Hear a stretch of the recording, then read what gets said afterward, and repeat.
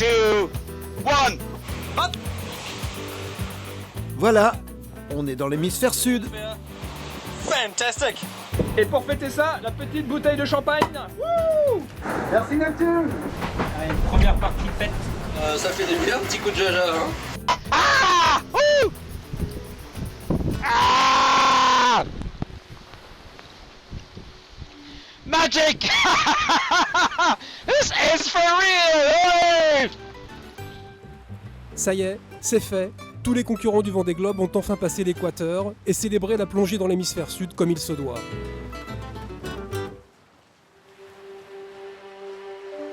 Mais au début de cette troisième semaine de course, Bertrand de Broc, inquiet pour l'état de sa quille, se déroute vers un petit archipel brésilien pour plonger sous la coque de son bateau. Les dégâts qu'on a constatés, ils sont énormes, mais très contraignants pour naviguer. C'est les carénages d'ogives et ont explosé. Bon, ça paraît très compliqué d'aller tout l'eau réparer. C'est au large de Madère que Bertrand a entendu un choc sur la quille 4 jours après le départ. C'est un bateau, on doit le respecter aussi, quoi. On peut, voilà, il est abîmé, donc il faut le soigner, quoi. Et il s'avère que là, le bateau, il peut encore naviguer, quoi. Donc on peut le ramener. Troisième abandon sur 4 participations pour ce skipper charismatique qui avait marqué l'histoire du Vendée Globe en se recousant lui-même la langue en 1992. C'est injuste, mais c'est souvent comme ça. Depuis le départ du Cap Finistère, les 7 concurrents de tête enchaînent une plongée vers le sud sur un véritable boulevard.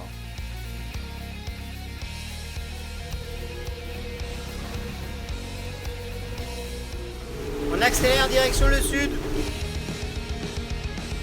Profitant d'alizés soutenus, 400 000 en 24 heures, les foilers font parler la poudre, emmenés par Alex Thompson. C'est comme ça que ça se passe. Plus on est riche, plus on s'enrichit. Je suis toujours en forme et toujours en tête. Lancé à sa poursuite, Armel profite d'une météo plus que favorable pour rester au contact du Gallois. Le vent a commencé à rentrer, ça accélère pas mal. Bonnes conditions pour aller vite. On fait le tour de l'anticyclone de Sainte-Hélène et on va attraper une dépression dans la soirée demain pour aller normalement quasiment jusqu'au 40e rugissant, l'entrée des mers du Sud. Ils sont donc 7, les 7 mercenaires, comme les a surnommés Quito de Pavan, à débouler dans les alizés, et ce n'est pas toujours facile de suivre le rythme imposé. On a un peu l'impression d'être à bord d'un vaisseau spatial avec toujours beaucoup d'humidité à l'extérieur et malheureusement aussi à l'intérieur. Donc, voilà, ça devrait se calmer dans les jours à venir, j'espère. Dans ce groupe de tête, seuls 2 bateaux à dérive classique opposent une splendide résistance aux foilers, Vincent Rioux sur PRB et Paul Meillat sur SMA. On essaie d'aller vite en fait devant ce front et qui nous rattrape le plus tard possible parce que derrière il n'y a pas de vent. Donc là on bombarde, on essaie de bombarder en tout cas. On va 20 nœuds à peu près en moyenne. À cette vitesse-là, le rythme est tellement soutenu qu'il est hors de question de se relâcher, même pas une petite minute, surtout quand le bruit à bord dépasse allègrement les 100 décibels.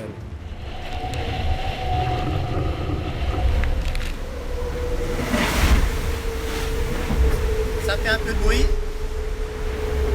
Et ça bouge un peu aussi. Et avec tout ça, il faut essayer de s'endormir. Et bah bonne nuit à tout le monde. Le problème, c'est qu'à des vitesses aussi élevées, le moindre choc prend toute sa dimension. Au 13e jour de course, superstitieux s'abstenir, c'est Alex Thompson qui perd brutalement son foil tribord. Hier matin, je me reposais quand il y a eu un énorme bruit. Le bateau a viré brutalement sur tribord. Le safran s'est relevé. Je suis monté sur le pont pour essayer de régler le problème. Et là, j'ai réalisé que le foil tribord était cassé.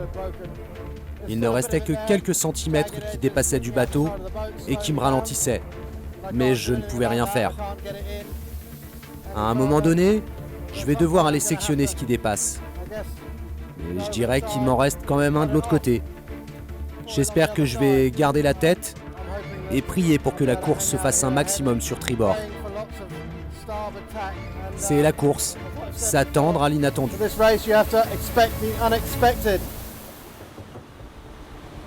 La série noire continue. Dans la nuit, Vincent Rioux est en 5e position quand PRB percute un objet flottant non identifié avec le bulbe de la quille.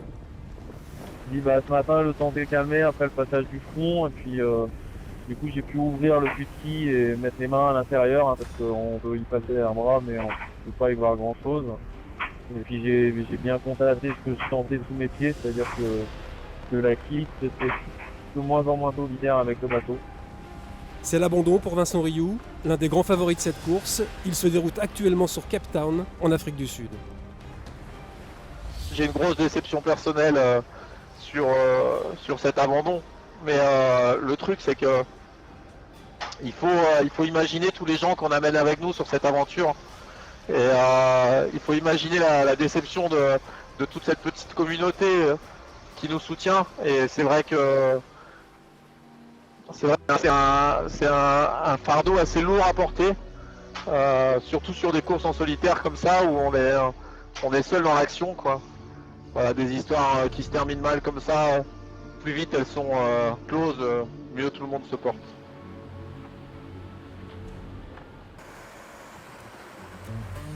Encore un objet flottant anonyme.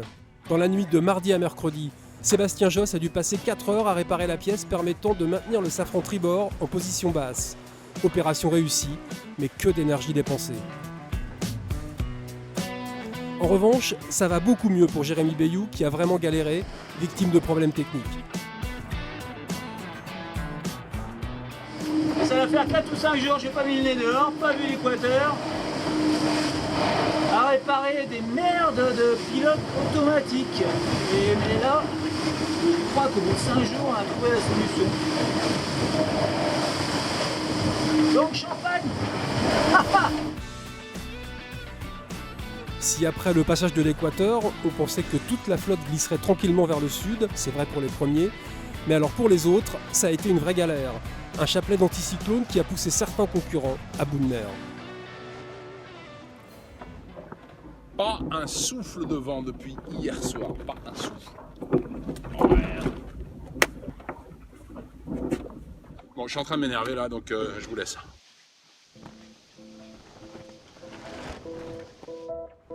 Voilà. Ça c'est le vent qu'on a eu toute la nuit. Quand c'est comme ça, faut relativiser, hein. Faut rester calme. Ça va bien finir par revenir. On va pas avancer beaucoup. Au 15e jour de course, la flotte s'étire sur 6500 km. Force est de constater qu'il y a bien maintenant 2 courses dans la course, arbitrées par un système météo complexe. Un véritable imbroglio, du vent aux avant-postes, mais plus rien derrière. On a une cellule anticyclonique qui va nous barrer le chemin. C'est une histoire de passage à niveau, hein. Et puis là, finalement, ça se complique parce qu'il y a la barrière qui est fermée. Le préposé, il est en grève. En plus, la barrière marche pas, donc on ne peut pas la bricoler. Pour se fermer, c'est fermé, hein, clac. Devant, ça se barre comme des malades. On va avoir 2000 milles de retard à l'entrée du sud, quoi. Et t'imagines, quoi, et les mecs qui sont derrière, mais ça va être affreux, quoi. Moi, cette météo, j'y comprends rien. Je sais pas par où je vais passer. Il y a une course de bateau. C'est excitant. Nous allons procéder à un bulletin météo spécial.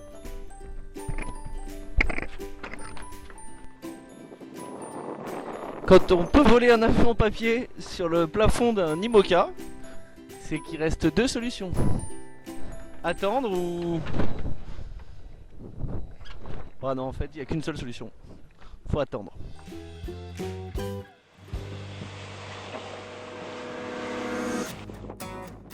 Il y en a un pourtant qui a réussi à tirer son épingle du jeu. Yann Eliès, jouant le tout pour le tout dans une option très risquée.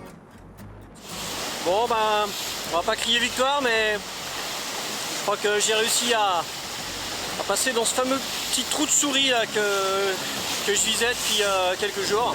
Dans une petite bande de vent de 50 à 60 000 de large. Un coup de poker qui lui permet de ne pas perdre le contact et de conforter sa 7ème place. Alors qu'au 18e jour, une bonne partie des concurrents transpirent toujours sous les tropiques, encore à la recherche de quelques souffles de vent, aux avant-postes, changement radical d'ambiance. Les polaires sont de sortie, le Grand Sud n'est pas très accueillant. Je vais vous montrer un petit peu l'ambiance dehors, vous allez voir c'est un peu gris. Là, on a toujours un peu de vent, là on vient de manœuvrer, on a mis la tenue étanche, parce que dehors c'est un peu humide. Et je vais me faire un petit thé pour réchauffer un petit peu tout ça. Encore plus au sud, presque à la limite de la zone d'exclusion antarctique, cette zone des glaces interdite aux concurrents, sur Hugo Boss, tout a été prévu pour se protéger. Il fait froid maintenant, et j'ai ce que l'on pourrait appeler une Wendy House. Une petite cabane qui est placée à l'arrière et permet de me protéger des projections d'eau qui rentrent dans le bateau.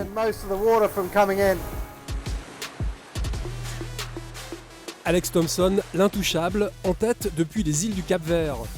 17 jours, 22 heures et 58 minutes de course à la moyenne record de 17,3 nœuds depuis le départ des Sables d'Olonne pour franchir ce jeudi le cap de Bonne-Espérance, plus exactement le cap des Aiguilles, le passage entre l'océan Atlantique et l'océan Indien.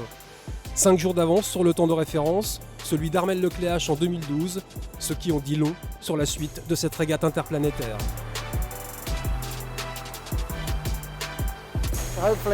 Avec un peu de chance, je devrais conserver un peu d'avance. Mais j'ai toujours ce problème de foil. Il n'en reste pas beaucoup, ça ne me sert pas à grand chose, et ça doit quand même me ralentir un peu. Ça veut dire que je dois faire encore plus d'efforts pour rester devant le plus longtemps possible. Alors qu'Alex Thompson passait le cap de Bonne-Espérance, suivi 4 heures et 32 minutes plus tard par Banque Populaire, Morgan Lagravière constatait qu'il manquait les 2 tiers de son safran tribord, le contraignant à l'abandon, alors qu'il était en 4e position et qu'il réalisait une très belle performance pour sa première participation au Vendée Globe. Forcément, je suis déçu et puis je faisais une belle course, c'est super sympa.